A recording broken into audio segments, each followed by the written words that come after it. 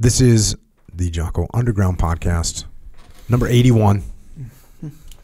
Echo Charles sitting across from me. So, about every month or so, something like that, I get someone at Echelon Front, I get a client, and we'll get this scenario that'll happen.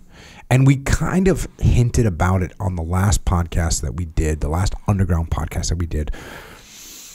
You know, you got the client, Jim, who's the boss, and he's in charge of, Fred, one of the employees. And what's interesting when you're at Echelon Front, you talk to everybody in the chain of command. You talk to the C-suite, you talk to the mid-level managers, you talk to the frontline troopers, so you get input from everybody. You kind of know what's going on. And you get it from a few different angles. So anyways, you have this bad relationship here between Jim and Fred. Bad communication, things were breaking down. This is kind of brewing over time. And so Jim, the boss, he's going to sort it out. And so he has a call with Fred. He tells me, I'm going to have a call with Fred. And he gets, whatever, next day he calls me up. Yeah. I had a great conversation with Fred. And, I kind of know Jim. And I'm like, been talking to him. And so I kind of know what to expect a little bit. So I asked him a simple question. I just said, oh, great conversation. He's like, yeah. And I go, how much did you talk, Jim? And how much did Fred talk? And it was silence. Because when I asked that question, he knew. Jim knew that on that conversation with Fred, Jim had talked 90% of the time. I said, how much, I said, how much did you talk? How much did he talk? And he was quiet and he said, I talk too much. And I said, well, how much did you talk? What percentage? He said, I probably talked 98% of the time, which actually means he talked 98% of the time. So I've got news for you. That is not a, quote, good conversation. It's definitely not a great conversation. That's barely even a conversation. That's me just downloading. That's Jim just downloading on Fred. It's a one-way conversation. And that is not communication, because people forget that the most important part of communication is actually listening. It's not talking, it's listening. You ever heard that old school dating advice? Dating advice that says, oh, you go out with a girl, ask them about themselves and let themselves talk. You ever hear that? And it kind of works. Even if you're just meeting someone from a business situation, if you just ask them about themselves and let them talk, that's very positive. Usually ends up with a very positive, gives them a positive feeling, as opposed to you go in there and you just run your mouth for an hour and a half during dinner. Not positive. It's not good. We're not doing that. No. So what we want to do is, when we have problems, when we have drama, when we have issues with an employee, when we have problems, drama, or issues with a peer, when we have problems, drama, or issue with our boss, and we want to, quote, have a conversation about it, let me tell you what you do. You listen. You listen to what they're saying. By the way, this applies to children as well. This applies to your kids. When your kids are doing something that they shouldn't be doing, or when they're behaving in a way that they shouldn't be behaving, you have to actually listen to why they're doing it. You have to ask them a question and listen. Look, does that apply to a 5-year-old? Sometimes. Look, sometimes 5-year-olds do dumb things that you need to stop them from doing. But you get a kid that's 14 years old, you need to listen to what they're saying. You think you know everything. You think you do. You think you know everything. You think you know what's going through their mind. You don't. You have to listen. Your wife is mad?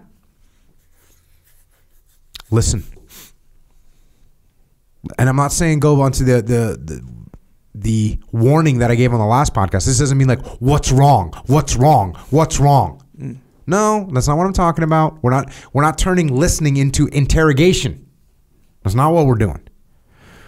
Your wife's mad? Listen to what's happening. Listen to what she's saying. Your husband's in a bad mood? Listen. The more that you listen, the more you understand. The more you listen, oddly enough, the more you see. The more you listen, the more you see. Write that down. The more you listen, the more you see. You cannot be detached when your mouth is moving. You can't think and absorb information when you are putting out information. At least not effectively, at least not efficiently. So that's what we're doing. We're listening. There you go. Take it. Let's get into some Q&A. That old school dating advice or whatever. Yep. They did I think it's like, they did a study. It's funny. I always laugh when people say they did this. Who did a study? Yeah. They did. Them. Yeah. Someone other than me that I read about did a study. So what had happened was, in a nutshell, through the study, that the guys and girls in this party scenario, right? And the guy, basically all the guy did was, and there's other techniques in this study like mirroring and some of that stuff, but all it was them asking questions about the other person and letting them talk. They didn't say the name of himself, nothing. They would just ask questions like about the other person. So this other person never knew the name of the subject, never knew anything about the subject. All they would do is get prompted to answer questions or whatever about themselves. And then there's like a ranking at the end of the thing where it's like who's the most memorable, likable, less like all this stuff or whatever. And that guy who just did the asking about the other person, number one likable thing. And then they say, okay, why'd you like him? Whatever. He goes, oh, I just felt like he really understood me and he was very easy to talk to, like all this stuff or whatever. And ranked number one across the board. Didn't even know his name. Big scam, right? Yes, one big scam. But damn, like that's just proof, that study, and I actually think that study was conducted by the University of Bro Science. That is a bro science university. Yep. But yeah, it makes sense. It makes sense. Like you let people talk, you listen to what they're saying. They're going to be appreciative of that. Yeah. As opposed to you freaking barking at them. Shut the hell up, man. You know what's funny? When you kind of detach, right? I learned that. When you're barking at someone, or actually not even barking, like go back to the situation with Fred or whatever, the one you were saying where he was like, oh, I had a great conversation with them or whatever.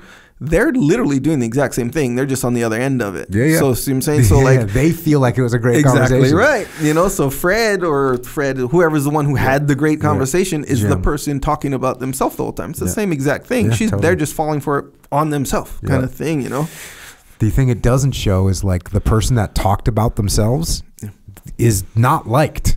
Yeah. So Jim, like Fred thinks it's a great conversation. Jim thinks it's a great conversation because he talked the whole time. Fred's more pissed than he was at the beginning of the conversation. Yep. Ask him why. Well, he just wouldn't shut the hell up. Wouldn't shut up. Yeah. Doesn't listen to me. Doesn't listen. Didn't respect me. Doesn't understand. So there you go. Man, that's such a key component. Big deal. It's a big deal for sure. Listen up, people. Listen up. First question. How do you show empathy? It's obvious what it looks like, but how do you ingrain it into a relationship with, say, your wife? My wife struggles with high anxiety and shuts down when faced with adversity. I was raised under tough love, and as I've become an adult, I have 3 elementary kids of my own. I completely prescribe that when needed, as well as it just being part of my character. Just this morning, my wife walks into our house. I'm remodeling. No crew, just me for the last 14 months. And I can see the weight all over her through her tone of voice, her body language, her response, everything.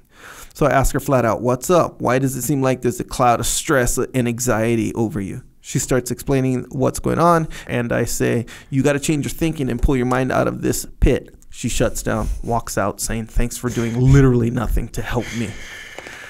I need some empathy with her and potentially in general, but I don't know how to empathize with someone so negative. She asks me persistently what she needs to do, and it's literally doing the opposite of the harmful negativity she's thinking about. To me, it's easy. To her, it's not. Bottom line, empathy, how do you do it?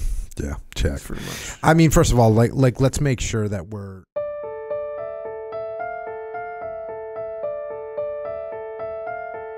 That is a little excerpt of what we are doing on the Jocko Underground podcast. So if you want to continue to listen, go to JockoUnderground.com and subscribe. And we're doing this to mitigate our reliance on external platforms so we are not subject to their control. And we're doing it so we can give you more control, more interaction, more direct connections, better communications with us, strengthen this legion of troopers that are in the game with us. So thank you. It's JockoUnderground.com.